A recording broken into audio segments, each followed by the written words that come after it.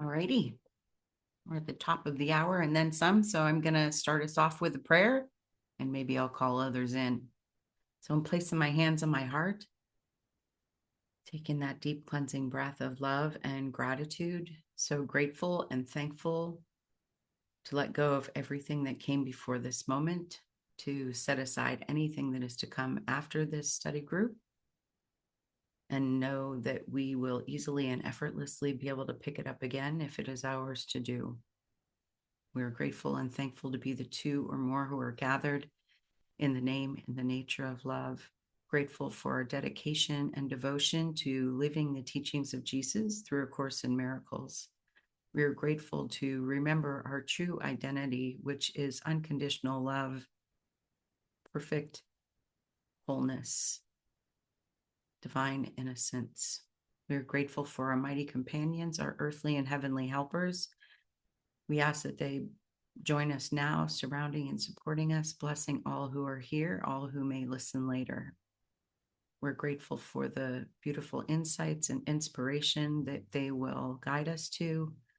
We are great receivers in heart and mind of the all good, having open hearts and open minds. And we're grateful to claim the kingdom of heaven right here and right now and share the benefits with everyone because we are one. In grace and divine gratitude, we let it be, and so it is. Amen. Hello, my friend. Hello. Good And to just see just the two of us so far. you. Yeah, just the two of us. Yeah. I And thought I would be talking to myself. I know Robert Perry's still answering questions on his talk. It's really hard to leave, but I want to be at two places at once. Yeah.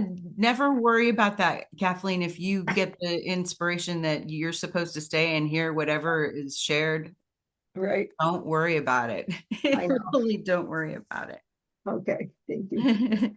it. So we're beginning a new chapter, chapter 10, The Religion of the Ego, section 1, Walking to the Eternal. Waking. Waking, thank you.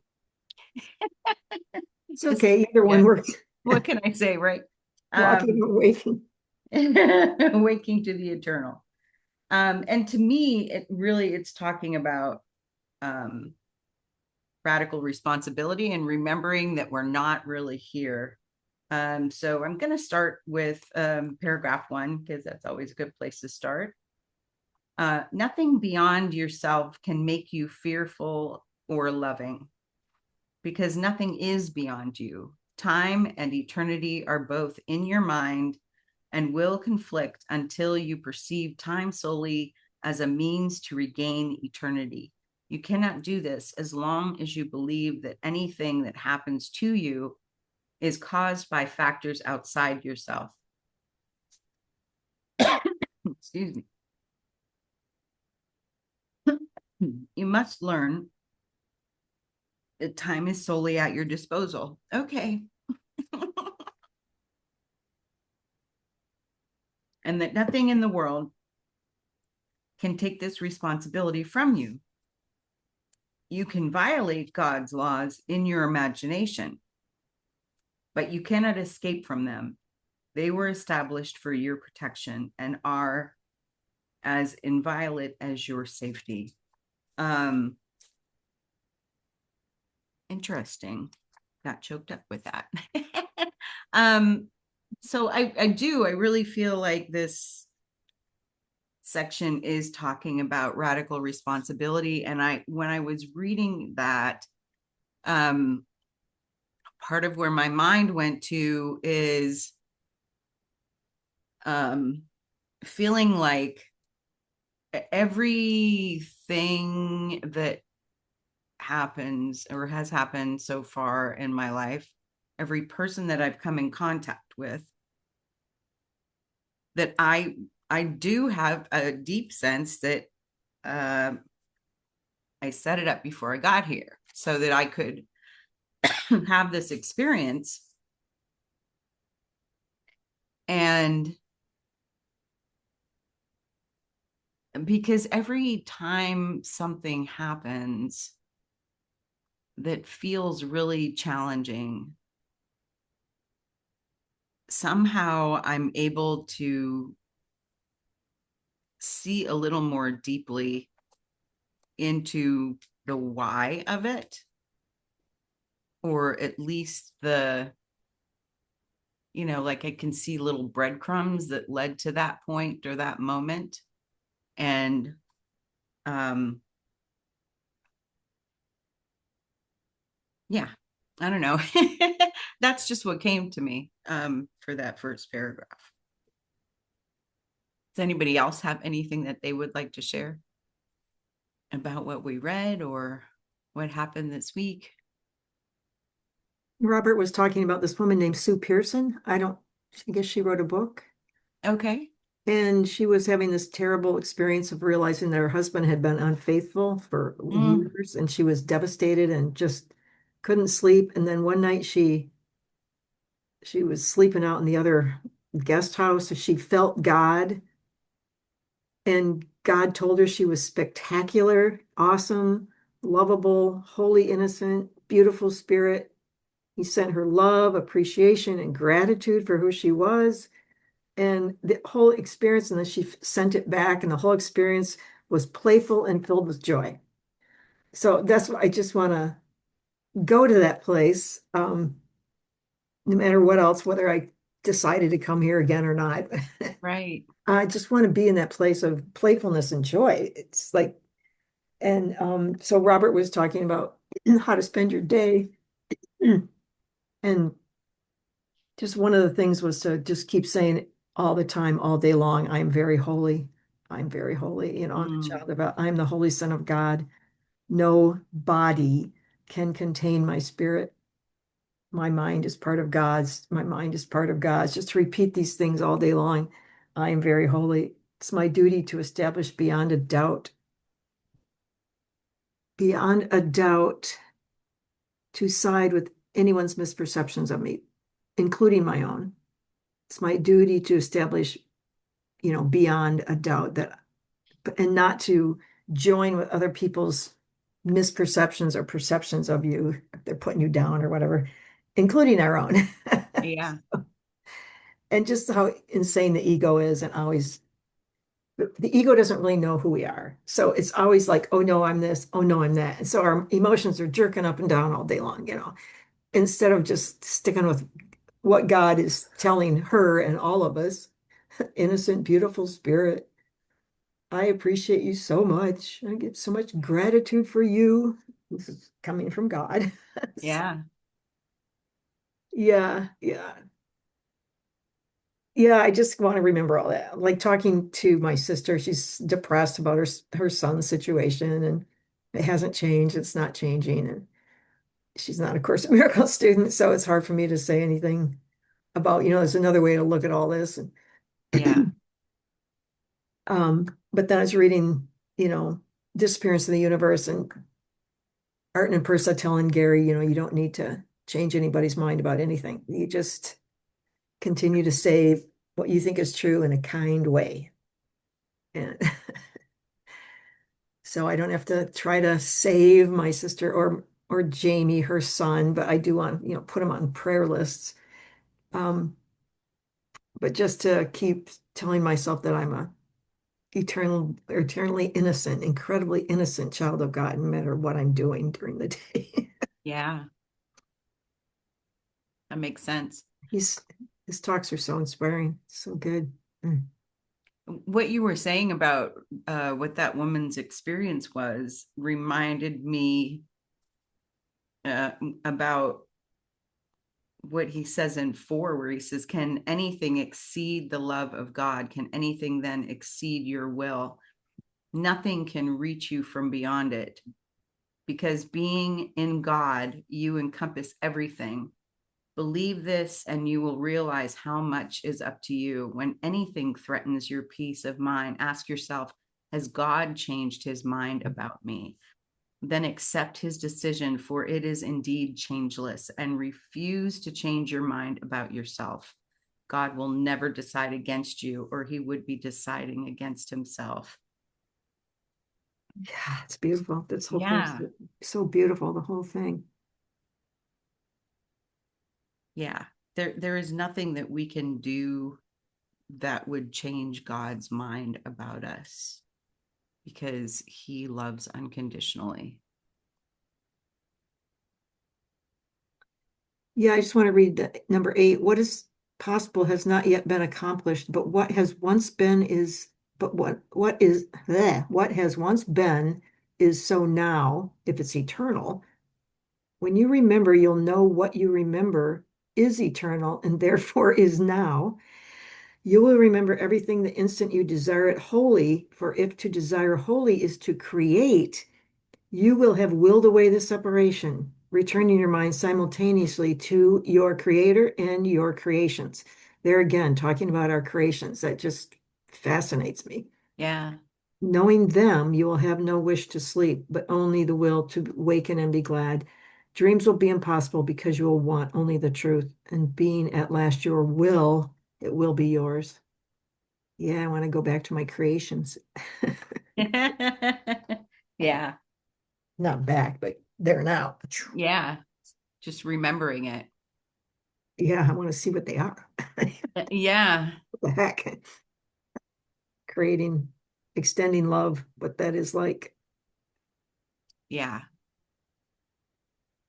And I think, I think we know what our creations are. We just, for whatever reason, are choosing not to remember it in the moment. Um, but I do have a sense of, like all of this has already happened. It's already done, and we're just like watching this movie. Hmm. And um, I still always think about too what Matt Kahn said. It's another spiritual teacher. I haven't listened to him in a while, but where he was talking about how in reality we are already still with God, and we're watching this incarnation life that we supposedly are in the dream of, and just like amazed and um, delighted about everything that we did, and want to continuously rewind it and watch it again because it was so beautiful. Hmm. And I really would like to continue to fill my life with those kinds of moments where I can say I was kind and loving and just all the beautiful things. I was watching the documentary about not Will Smith, no, Eddie Murphy. Okay. Yeah. And I didn't realize he had 10 children. It's amazing, that amazing documentary. But at one point, he's standing, getting ready to walk out on stage, and he's just standing there really calmly. And he's saying over the top of that, getting ready to perform is not about memorizing lines and blah, blah, blah. And will I be a success or a failure? It's about peace of mind. Yeah. Like, right on, Eddie Murphy. Yeah. Peace of mind. It's everywhere. Yeah. When we're willing to see it. Peace of mind. Well, that's what I was going to say. Like, I just going off of what you all shared, and it's what Kathleen read, but I was so moved by this last. I mean, the whole thing was really great, but this last part of 8, when it says, "You will remember everything the instant you desire it wholly." I mean, that's like, whoa. Like, if we really desire something wholly, and like, you can't fake that out with God. I've learned that in my life. Like, you can't be like, oh, I really want this, God. And if you really don't, like if you're not really committed. So if you are really committed, then your world begins to shift and everything in your world begins to shift. For if to desire wholly is to create, you will have willed away the separation, returning your mind simultaneously to your creator and your creations. And so I sometimes like this created thing, this creation thing. And it's sometimes like I always have to kind of like, what is that? And then I was a few days behind on my lessons. So like the lesson, like in between the last few lessons is literally what is creation. So I read that this morning. Mhm. That's right. I'll just read the first few lines, and so it's after lesson 320. Creation is the sum of all God's thoughts in number infinite and everywhere without all limit. Only love creates and only like itself, capital I. There was no time when all that it created was not there, nor will there be a time when anything that it created suffers any change. Forever and forever are God's thoughts exactly as they were and as they are, unchanged through time after time is done. Um, and so then it goes on that God's thoughts are given all the power that their own creator has, for he would add to love by its extension. Thus, the Son shares in creation and must therefore share in power to create. What God has willed to be forever one will still be one when time is over and will not be changed throughout the course of time, remaining as it was before the thought of time began. So thinking about like us incarnate in time. And so like that just helps me think about like, so creation is everything, it's all that is God, all of God's thoughts, right? And it's only in love. So when I think about what do I create out of that like flow space, right? That I feel like really is inspired. That's what I love to talk about that. I have a thought partner in my life who's one of my best friends, and we've created some cool things together. And it's just, I love being in those, when we're in that space together, it's just this like amazing, we write, we've created models together, we've presented, and it's just magical. And I love being in that space. And when we present to rooms of whatever, if we have 20 people or 100 people, or 150, we've done all manner of presentations together, it's people feel that. And I like love doing that work. So that's something that like is a tangible for me, or like some things that I've written that I just feel like I'm supposed to write this. I need to write this. I'm working on something right now. And so that just helped me because like the create your creations, because I'm always trying to differentiate my creations that are ego based versus my creations that are not ego based. And so but that end of the 8, where that was just the sense that I had that like this is where I feel like I've been the last few years in my life, that I have been like doggedly pursuing peace in my life. Like I just got to this place where I was like, I'm so done with this thing. Um, and this rough edge in my life, this attack of myself. And when you really, really mean that, then like literally your whole world shifts for you to have that peace to shift that thing. And it may not happen in the way we think, right? Because then we think, oh, these things are happening. I don't want these things to happen. But do we have another perspective? Like, can we see that this is for our good? As Linda was saying, this is something I signed up for. I wrote this script that this is how this is going to go for myself to be able to get to this place. And if it had gone differently, I don't know if I would have gotten to this place. But these things had to have happened to get me here.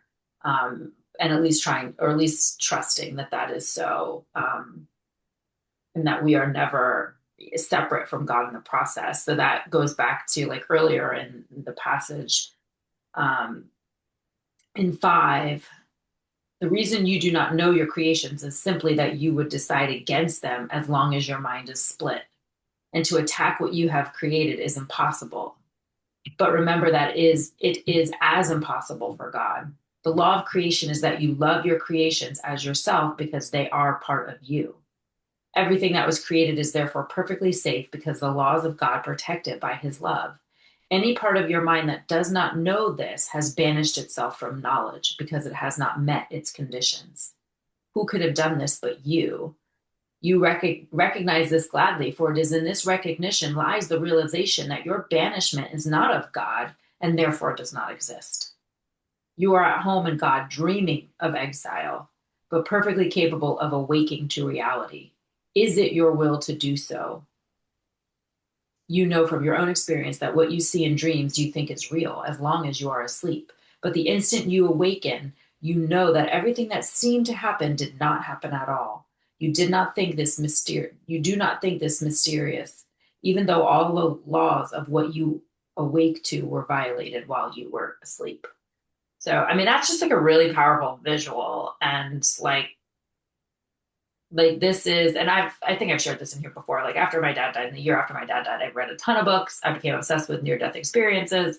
I watched a ton of those interviews, and everyone who talks about, like anyone who mentions it, literally mentions it the same way, that this world felt like a dream. That when they were out of their body and in spirit form, that feels way more real. They're like, this was like a dream. This whole existence was like a dream, and they didn't want to come back. Like everybody who mentions that in their interview talks about it that way. Yeah. Nobody's like, yeah, I didn't really feel real when I was out of my body. They're like, no, I that was so real. This was the dream. And Yeah. so it's so hard for our like finite mind to conceive of that, but that's the image of like when you like, or that's the analogy, right? The best picture we can get of like when you wake up, you're like, that was so real. But then it wasn't, right? Like well, I mean, maybe it was. I do believe we dream in dimensions, but like visitation dreams, I believe are 100% real. Um, but anyway, and just the course again, just telling us that any banishment, any separation we feel is completely our own doing. It's completely our separate minds. So anyway, this was a really like lovely. I mean, it always is, but I like, and after I read 8, I just thought, God, I just want to what that last like the last 2 lines, dreams will be impossible because you will want only truth, and being at last your will, it will be yours. And I thought, what if that's where I want to live, right? Where everything I see I know is a dream. Like I know it. I don't have to like go through all this hard time to like imagine or to realize this is actually not real, Dana. um and I only want the truth. But that can be radical, because like watch out, because Yeah. stuff's gonna start shifting in your life if you really, I think if we really want that. Anyway, so that's my share. Yeah. I agree with that analysis about the near death experiences, because I feel like because I had one when I was an infant, like under 2. So I don't really remember it. But what I do remember is that I was a very angry child after that.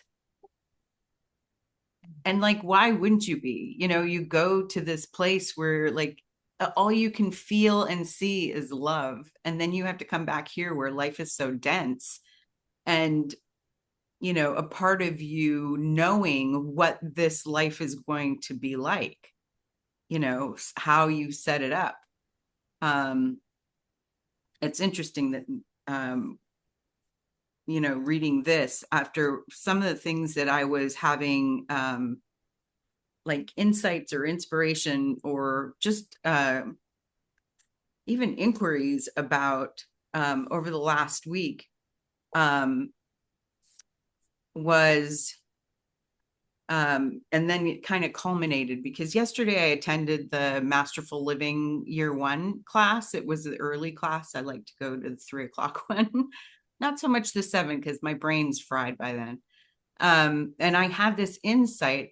She was talking about the clairs, all of the clairvoyance and clairaudience and all that.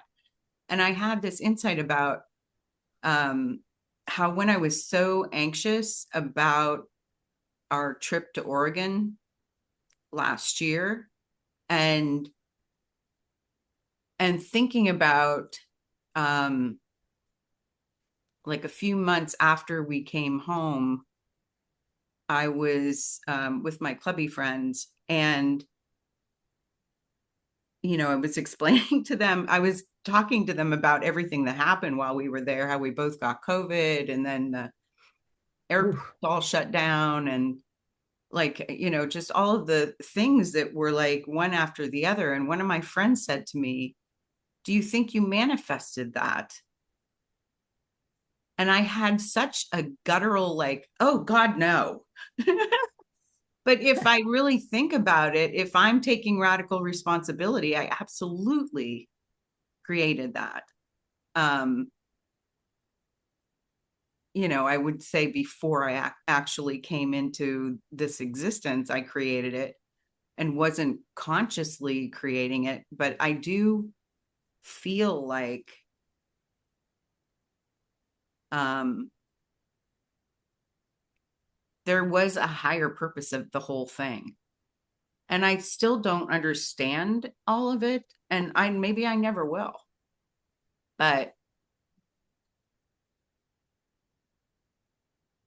what I feel is that it did have a purpose, knowing that during COVID, when Rudy's cousin, who was also a kidney transplant recipient, got COVID and passed away from it. And Rudy said that I will never survive it if I get COVID. And I just was like, that's not true. That doesn't have to be true.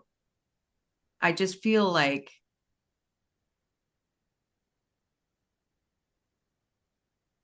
it had to unfold that way for whatever reason.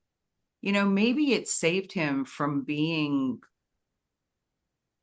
suffering for so much longer with stuff that would have been even worse than how he passed. I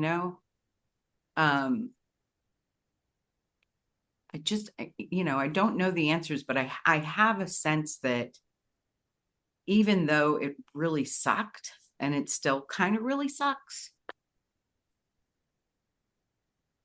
that it was supposed to be this way, and that it was the most loving choice for both of us.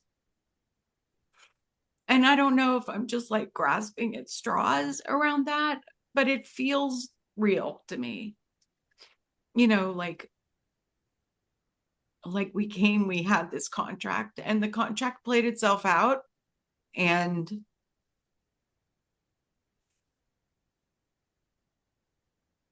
part of that contract was that he got to leave before he suffered any more than he did. So, yeah, God has not changed his mind about me.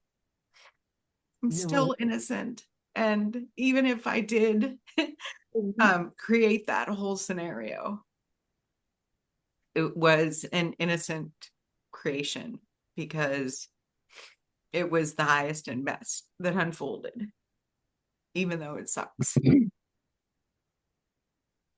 So, yeah, sorry about that. That's okay. That's how I feel about both Ram, my husband, and Paul. Ram, who died in 2020, and Paul, who left at the end of 2020. That it was a feeling, okay, I've lost these two amazing men, but our contracts are fulfilled. That's how it feels. Yeah. And I don't know what kind of relationships with further men that will be in my life, or if they're necessary, or I don't know. But I'm glad that you said that, because it is a feeling of a contract, like many, many lifetimes, or just a nice contract. Let's just be together for a while this time Yeah.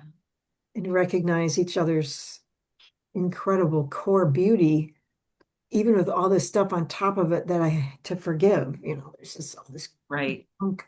I like how you said the dense world. This world is dense. Oh, it Just does. It feels so dense. I feel like sometimes, because I often carry a lot of tension in my shoulders, and that's what it feels like, because gravity is actually pushing down, and I'm trying to keep my head above water kind of thing. So, yeah. I'm sorry, can I ask a quick clarifying question? Because I had something come up in the middle Yeah. of your story and I had to attend to it. And so I missed a bit. When your friend asked you if you manifested, what was she asking you? She thought you manifested? The horrible trip, the both of us getting COVID, not being able to go to the wedding that we flew all the way across the country to attend, and and being stuck there during that time when that weird computer glitch happened. All the airports in the world were shut down. Oh, and we were talking about Rudy, if you had come home and Rudy, yeah. Yeah. Yeah, we really, I mean, whenever that stuff happens, because it's our ego mind wants to analyze everything and understand it. Exactly. And then I just go to we don't know what anything is for. I don't actually know what any of that is for. And sometimes we get to have glimpses into what things are for. Sometimes we do, but a lot of times we don't. And on the contract thing, I contracts don't always end when someone dies. I didn't realize that, but Yeah. I have a good friend. We've become good friends, who is very gifted, like in all kinds of spiritual levels, but as a medium in particular. And that's how I met her. And so, and I met her like I was really skeptical. I'd never been to one. And then she like laid out like my best friend's deaths, like when I was 20, like from like 15 years prior, Yeah. however many years prior, all these, I'd never met this woman. And I was like, oh my God. So anyway, and so and he's always there at every reading I ever do. He's always there and he's with me a lot. And so in one of my readings, he said like she's like and he's kind of a smart ass. Well, not kind of, he totally is. And she's like, he like rolled out like they're talking about contracts, and he like rolled out. She's like, it looks like a Santa list. Like it goes on. She's like, that's my contract with it. Like our contract is still going. Like, and Yeah. he is how like that reading with her kind of like opened this door to very different spirituality than I was used to in traditional church and all of that sort of stuff. But I so desperately wanted to connect with him. And that just kind of opened my eyes to this whole other world of things that are there. And my friendship with her has grown over the years. And anyway, and so I think we can have, I mean, well, and the course talks about this. Like every meeting is a holy encounter, and sometimes they are just in passing, and sometimes they're here for weeks, months, years, lifetimes, and sometimes, like any manner in between. And so contracts can end when we're both still in our bodies, and sometimes contracts don't end when one of us leaves our bodies. So um, it's hard to always know that, I think, how that works, but um, yeah, I find the whole thing fascinating.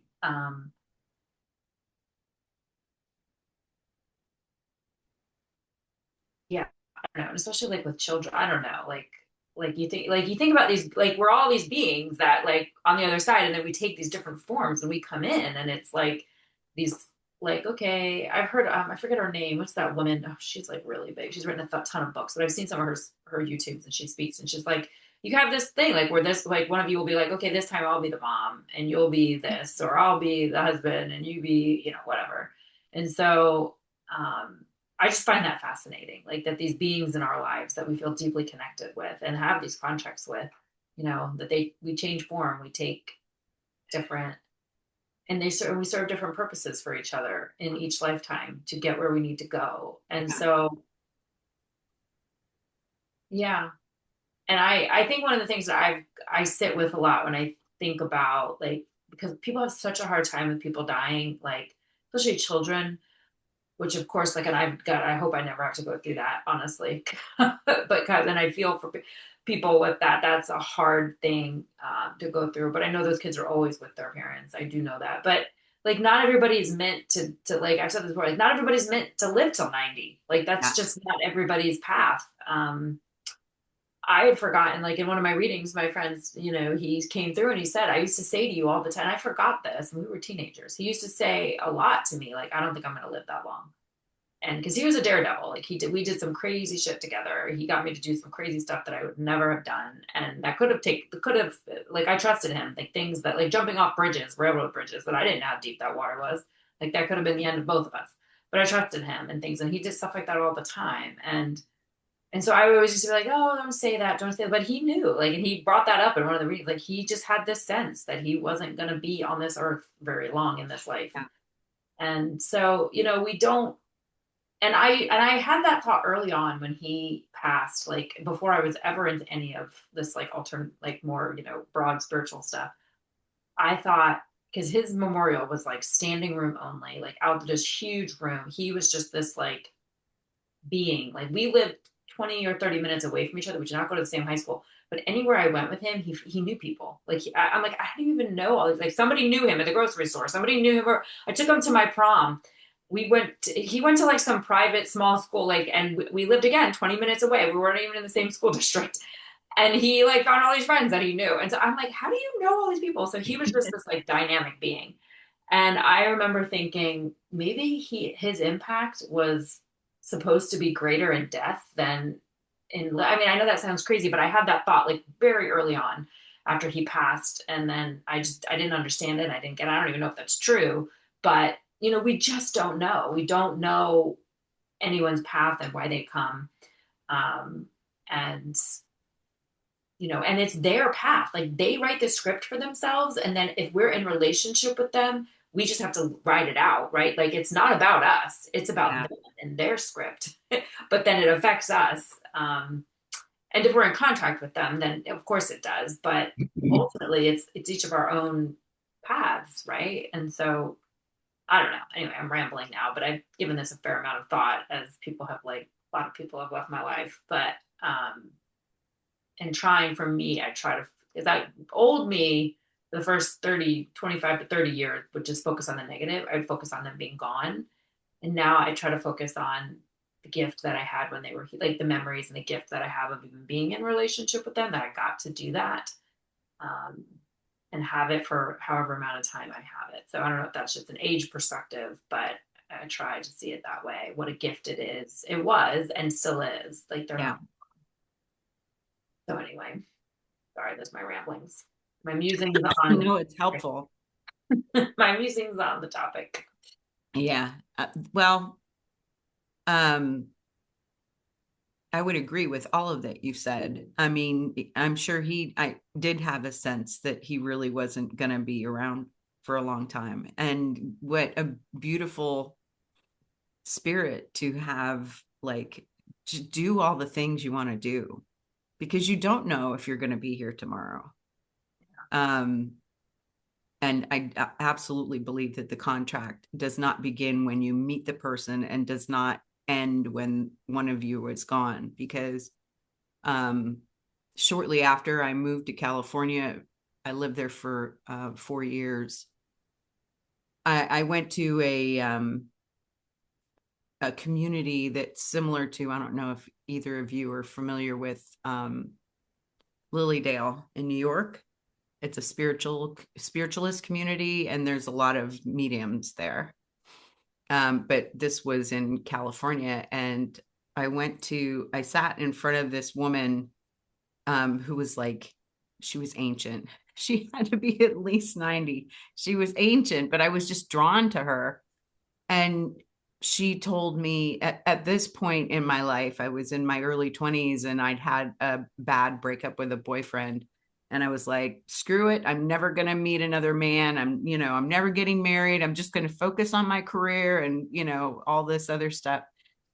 And she said, oh, I see you are going to meet um, a dark haired man that's going to change your life.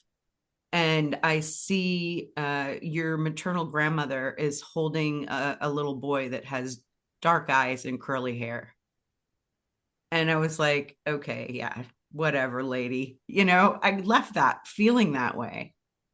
And then I remembered it, shortly after meeting Rudy and dating. I mean, I think we moved in together like 3 months after we met.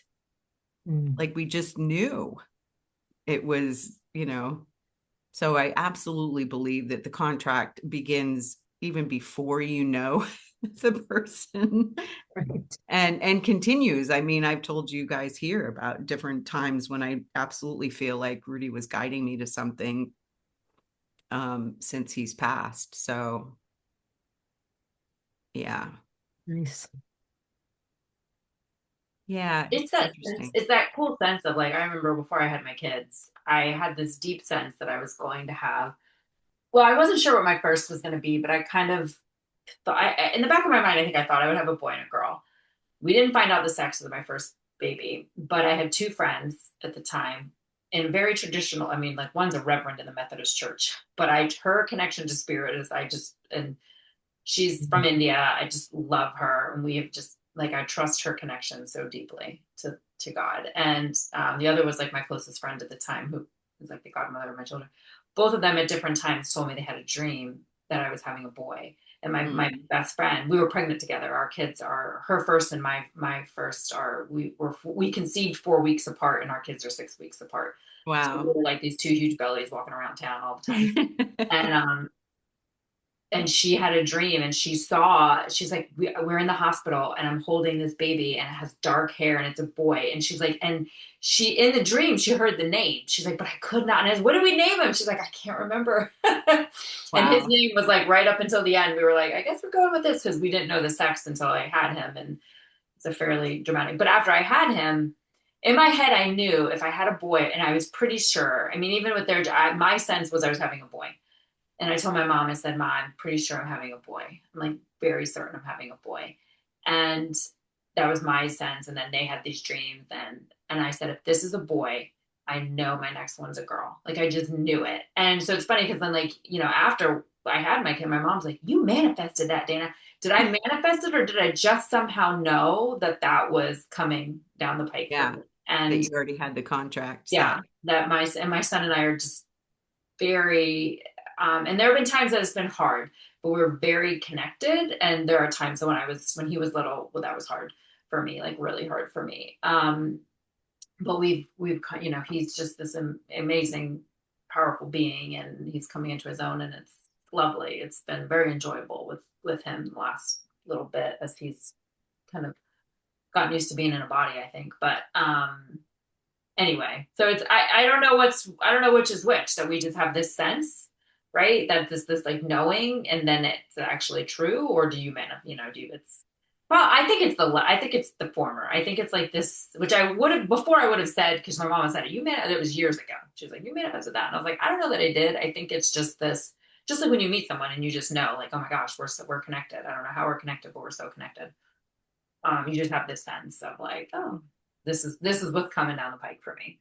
If I Yeah. do this, if I open this door, like if I open this door and have, well, which I was already pregnant, but do the baby thing, do the kid thing. Yeah. But anyway, that's cool. Yeah. I feel like it's both that we manifested it, but we manifested it before we got here. And so Yeah. occasionally we get a glimpse of, oh, yeah, we set this up to be this way.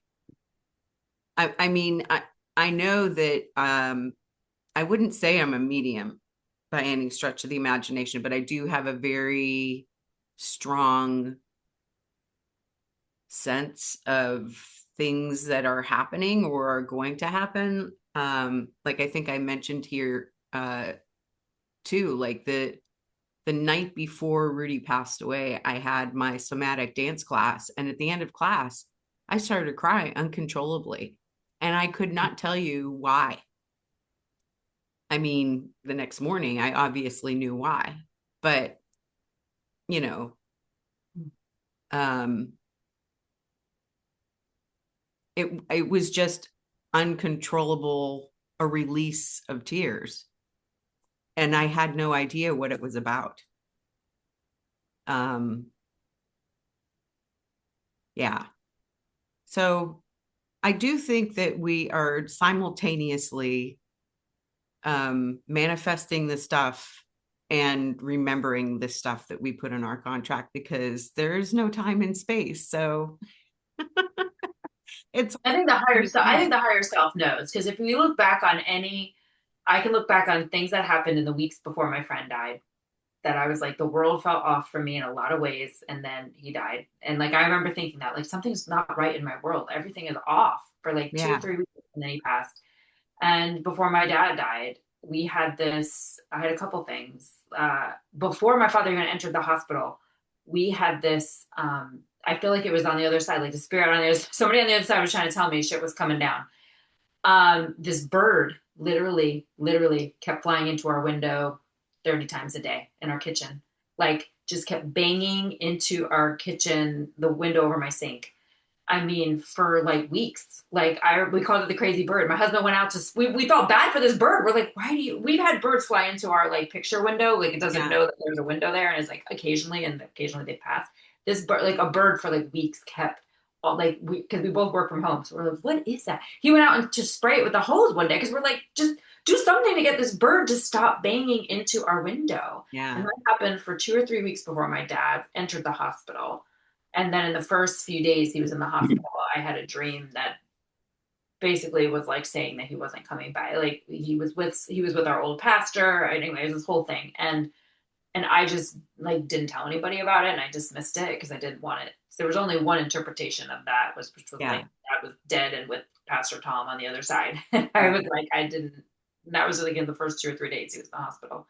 So it's like I do think that if we look back, like there are things like it's like spirits trying to get a hold of us in some way, or like so like that higher self. Like we're there's no time and space, so we're between planes like at any time, I think, Yeah. and different our higher self. So I think that they're and it's a matter of being attuned to that. I think like trying to Yeah. really like be like, oh, okay, something's up, and somebody's something's trying to be communicated here, and I want to see. And sometimes we can't know it until things unfold, but I think those things are real too. So I agree with you, Linda.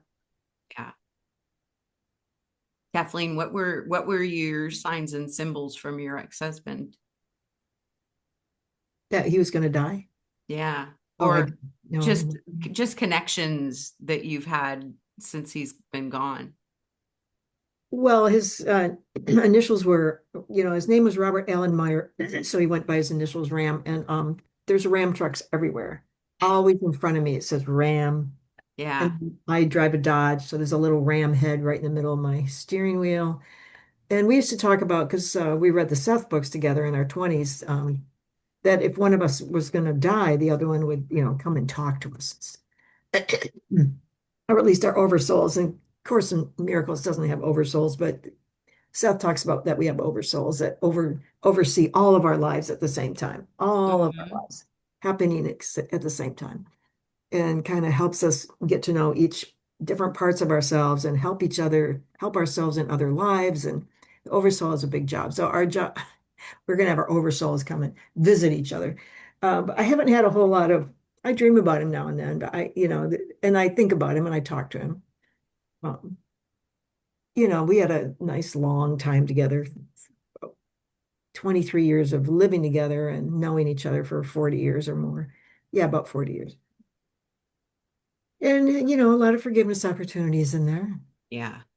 a lot of learning opportunities. Yeah, Yeah. he's still around, I'm sure. And his son died when he was 9, no, 13 in a car accident. So Wow. they're together somewhere. Yeah. Q, his name was Q, Christopher Q Meyer, and he went by Q. Sort of cute.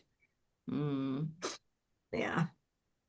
And then Laura came to live with us. His daughter came to live with us when she was 13. That was just a disaster. She's already addicted to drugs, and she went to a new high school and hooked up with all the bad kids.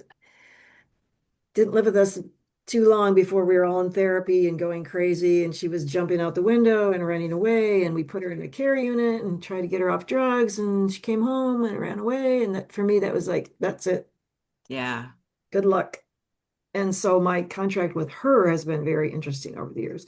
She had 2 daughters that Paul and I had over all the time. And we were always just loving having get-togethers with her 2 daughters when they were 4, 5, 6, 7, 8, really young. And we were all dancing and playing drums. And we had a really nice influence on our 2 kids. By then, Ram and I were divorced, and Ram was living out here. Yeah. But then Ram died and left me this house. And then that thing about who gets the money from the house, that's still, well, I've kind of resolved it, but it's still floating around out there as a source of Yeah. possible guilt or confusion. So I just try not to let it be whatever. Yeah. So you don't see the girls anymore? No, they all live in Oregon. Oh, okay. Everyone's in Oregon because of me. I moved to Oregon from Michigan. Ram followed me. Laura followed him. Laura's mother and her husband followed her. And so they're all out in Oregon and I'm in Florida. Wow. Her mom just died a while ago. Anyway, it's just all part of life. But Yeah. the girls, they're in their 20s now. I do text them. I took all these videotapes that I had made and sent them to a company and had them made into zip drives. Sent them all 3 of them the zip drives, but none of them have watched them. So I don't know what's going on with that. Just gotta let it go and Yeah. text them every now and then. Savannah's in her 20s. She's got a wife and they've got a child, and that's cool. So anyway, just Wow. adventures in life. Yeah. How to Yeah. stay in touch. It shows the extent to which our contracts, Hmm. like all the details and stuff. I was thinking about that yesterday. I've been walking with my clubby friend Chris, and we've been going to the mall. So I call it my exposure therapy for Christmas. Oh, yeah. Because I mean the mall's all decked out and they play Christmas music the entire time we're there walking. Wow. Um, but I was just thinking about like if I would have never met Rudy and married him, I would never have met her Right. All the people that, because I met her because Rudy was playing softball for Erie Insurance where he was working because he was always athletic when he was younger. And so I would go to his softball games and bring Trey with me. And I met one of the clubby women there, and she invited me. And she has since passed from thyroid cancer. But, I just think about like how long has like all of the details of this contract played out so that I Mhm. could be walking with my friend Chris at the mall 2 or 3 times a week, and she volunteers at this place called the Caring Place where they help families, adults and children that are dealing with grief. And I'm like, I could not have set that up any more perfect, you know? It's so weird. Cool. Yeah, Pretty fun. All this it crazy is. stuff. It is. Take it so seriously. Just all forgiveness opportunities. The very end of Disappearance of the Universe, and it was written when, in 20 years ago or more, right? Yeah. Yeah, Artin and Persa say that there's probably going to be a nuclear war, and that the life here on the planet as we know it is going to change dramatically. And I hope that's not true. I hope that since that book came out, that we all know more about how to love and forgive, and that we can avert that. Because, Yeah. you look at what Trump's playing around with, and it's like, is he gonna like create a nuclear war? If I love him enough, can I stop that? Yeah. So, yeah, I just wonder how much the world has changed in the last 20 years because of the course coming in. And hopefully we can avert that possible reality. Yeah. Yeah. It'll just be like the crappy movie. Yeah. And they were talking about that guy that stopped a nuclear war back during the 60s when it looked like we were attacking Russia, but it was reflections of light on Yeah. something. And he didn't push the button and saved like millions of lives by listening to the Holy Spirit. Don't Yeah. don't push the button. He contradicted orders from high up and said, no, I'm not doing it. Stop nuclear war. So all those hopefully positive things will be happening as we go Yeah. forward. Yeesh. So what do I want in my own mind? Peace, peace, peace, Yeah. joy, silliness. I like how Yeah. you said that she and God had this silly, fun-filled joy, playful experience with God. Yeah. Why not? Yeah, why not? I'm going to Costco right now with my skeleton dog just to be silly. That's awesome. Mm. Yeah.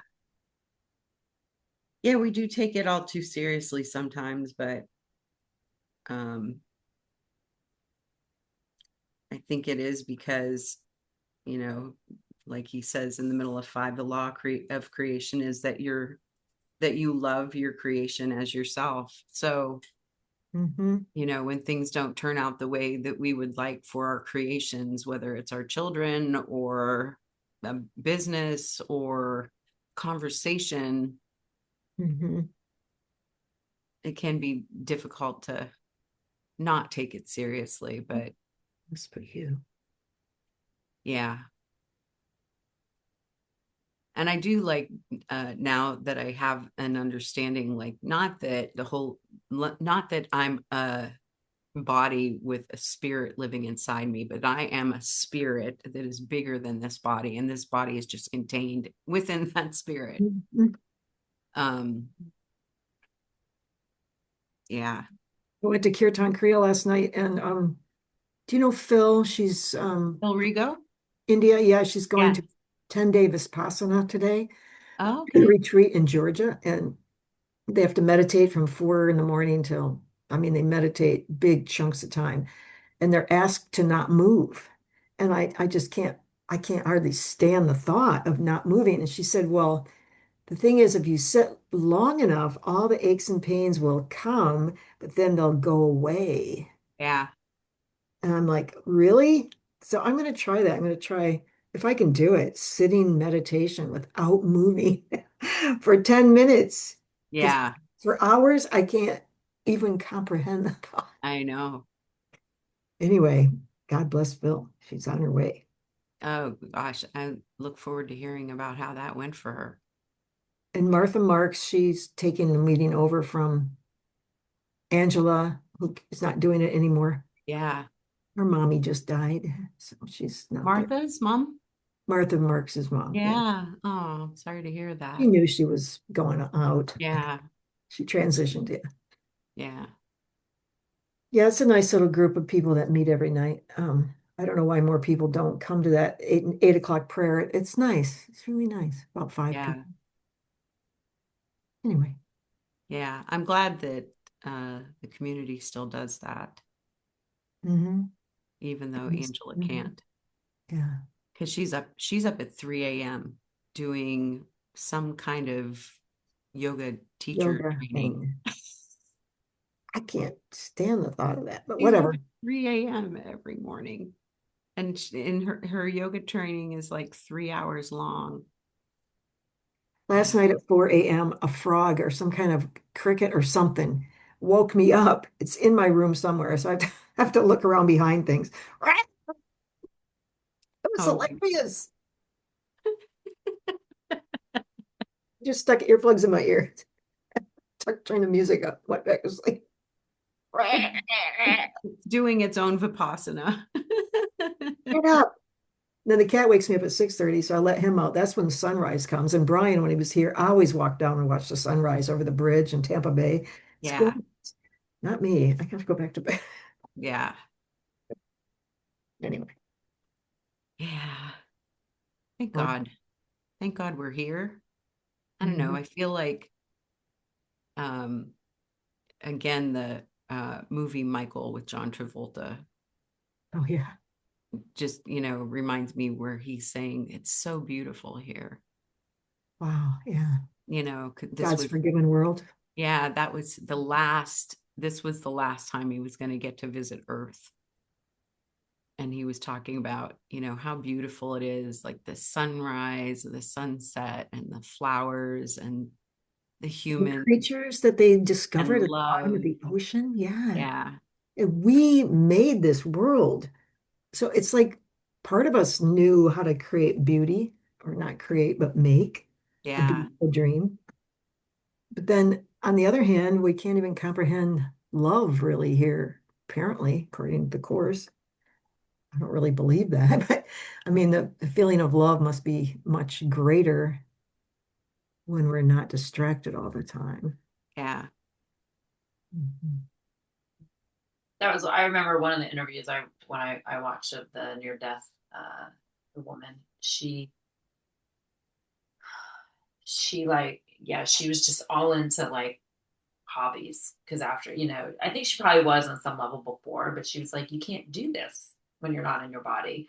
So she had like a crafting room. She had like all these things because she's like, I can't, when you're not in your body, you can't do this. And my friends who are very connected to the other side, who are very, have those spiritual gifts, can kind of like communicate with the other side. I mean, they say, it's like, yeah, we don't get to eat food, like all the senses, right? What we can see, what Yeah. we can hear, what we can eat and taste. And like, we don't, have that when you're not in a body. So,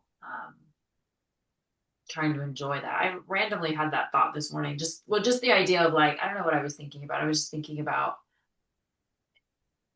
at the end of my life, like, will I, and I mean, I think about this very a lot, like, different times. This is not like an uncommon thought for me, but just like as I get closer to the like as I get older every year, I'm like, okay, like, and my brother and I were just talking about like, yeah, we're not in our 20s anymore, and just like that energy of just like go go go, do do do, and it's like we both feel it waning. I'm like, I know, but there is so much I want to do, and so thinking about like, I hope that I still do. Like at the end, I was like thinking to myself, I hope that I feel that like I did what I wanted to like do, Yeah. both in the, you know, what really matters, right? What I'm here to do. And then also in the enjoy this world way. Yeah. Um, and I've always tried to, and it's been hard sometimes because it's like I make these decisions and then I kind of beat myself up for not being further along in certain things. I always kind of made these decisions to fully be in whatever I'm in. I don't know that I always consciously made that decision, but that just sort of always happened. I made it a conscious decision when I went to graduate school. Most of the friends that I had, because we were doing higher ed degrees, we all worked in higher ed. Most of them stayed full time and then did school part time. And it's a lot. That's hard. I mean, graduate Yeah, it is a PhD lot. level work is really intense. And so, and I did that for a while, but then I became a full time student, and I was a full time student for several years. And I mean, I had an assistantship that paid for my thing, so I was still working, but I wasn't working a full-time salary job and doing full-time schoolwork. And, you know, and I just remember thinking like, I'm fully doing this thing. And like my stay-at-home mom days, like I look back on that and I still, because some people like lament that their kids are getting older and they're like, oh, are you so sad? Because I was saying, oh, we're cleaning out toys, we're getting to, and they're like, are you so sad? And I'm like, no, I'm not. Like, I did it. I fully did it. I did car line, I did cloth diaper, I breastfed, I was home, I did the whole thing. And so yes, I was there, I was present, and now I'm ready for the next stage. Like, Yeah. I don't have regrets that I like missed out on this or that. And I'm working on my own, you know, working on my regrets of like career, but and even with the I feel like that was in the passage today. Was that in the passage today? Was that in the lesson about the sacrifice, that there's no sacrifice?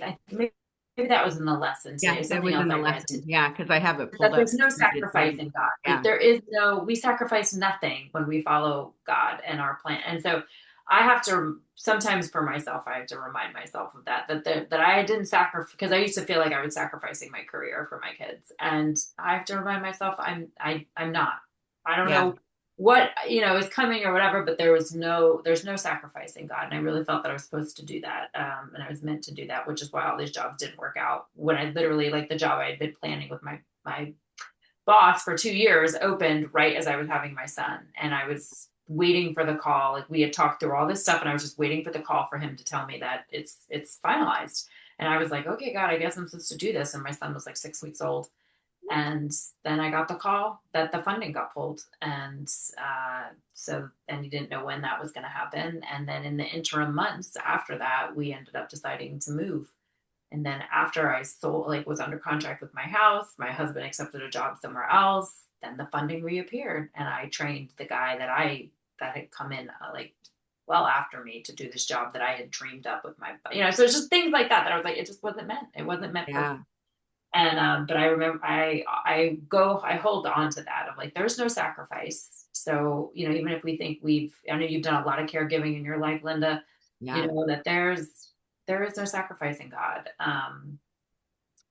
But that idea that I was like, so yeah, but the kid thing, I'm like, no, I fully did it, man. I was in it. I fully did it. I fully did graduate school. I fully did these experiences. So at the end of my life, I can look back and feel like I fully did those things. I was fully in them. I didn't half-ass it. I wasn't like wishing I was here and there. Like I fully did it. And that's what I want to like feel at the end of my life, that I had the experiences and I was fully in them. Yeah. On top of doing the work that I think we're here to do, like each of us are here to do. But Yeah. I know we're past time, but good conversation. Yeah. Do you mind Yeah. if we go, or if I go, or? Yeah. No, you can go if you we're want. gonna go too.